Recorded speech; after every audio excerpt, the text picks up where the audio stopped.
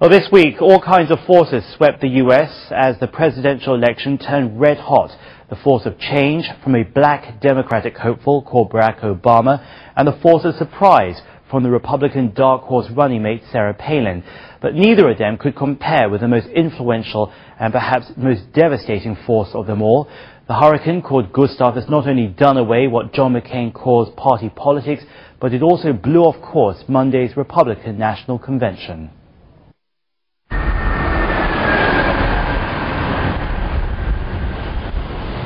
Empty streets, empty houses, and a mandatory evacuation. Just one day before the Republican National Convention, concerns about Hurricane Gustav were already being felt throughout the country.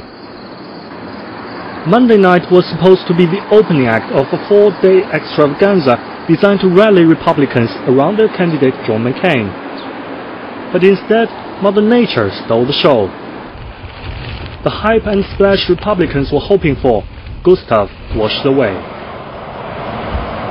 It's a part of our American heritage to have these elections when we are scheduled.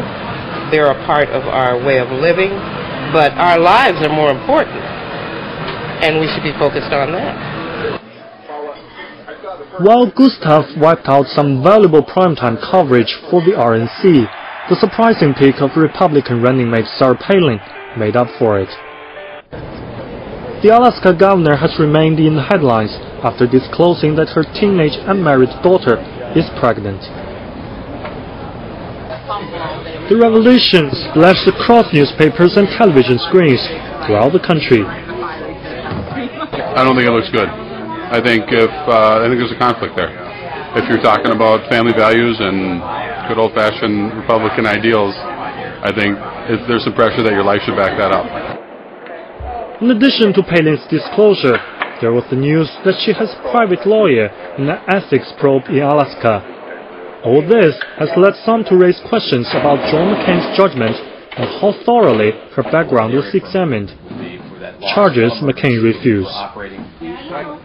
My vetting process was completely thorough, and I'm grateful for the results.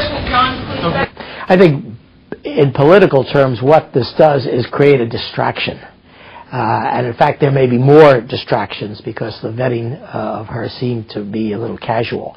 That's bad.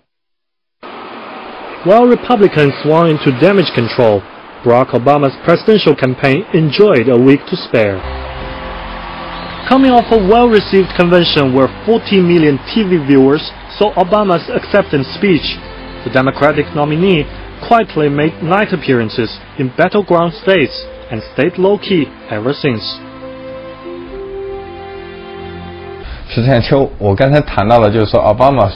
It's totally unnecessary for Obama to shake things up.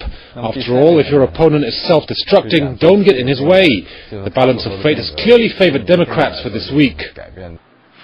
But as a long-time observer of U.S. politics, Yuan Li believes for Barack Obama and Joe Biden, victory is far from assured.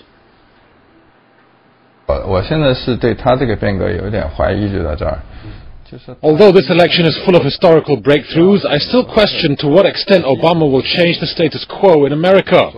Take the economic front, for example. Although he's criticized much about the economic policies of the last 8 years, too little was said about his own ideology to change it. With soaring food prices, rocketing heating bills, and the subprime mortgage crisis, Americans are feeling the strain of a gloomy economy.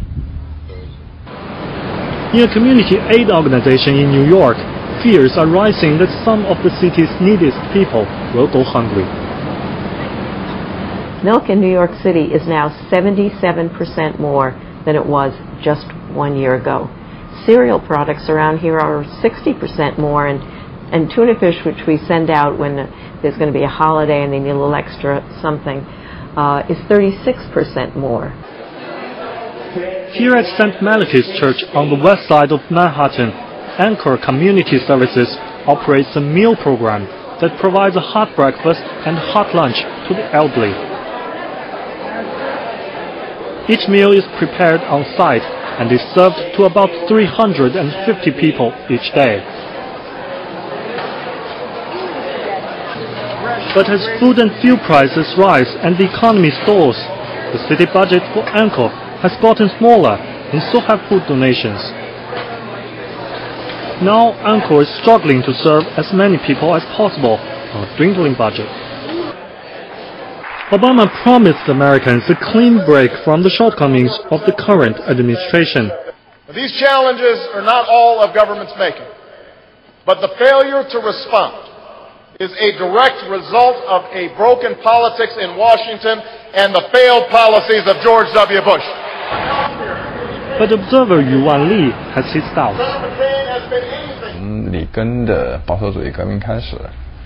Ever since President Ronald Reagan, America has grown into an established market-driven economy where capital flows freely. The dominant role that capital played has made the gap between the rich and poor even wider. Should the government exert more regulations, then globalization will push capital offshore. And that's not what Obama's campaign of change would like to see. Similarly, the established structural constraints of U.S. politics have also made it difficult for Obama to change the political front. With the election less than 10 weeks away, it seems that both candidates and their running mates have to sharpen their tone, as well as their public image.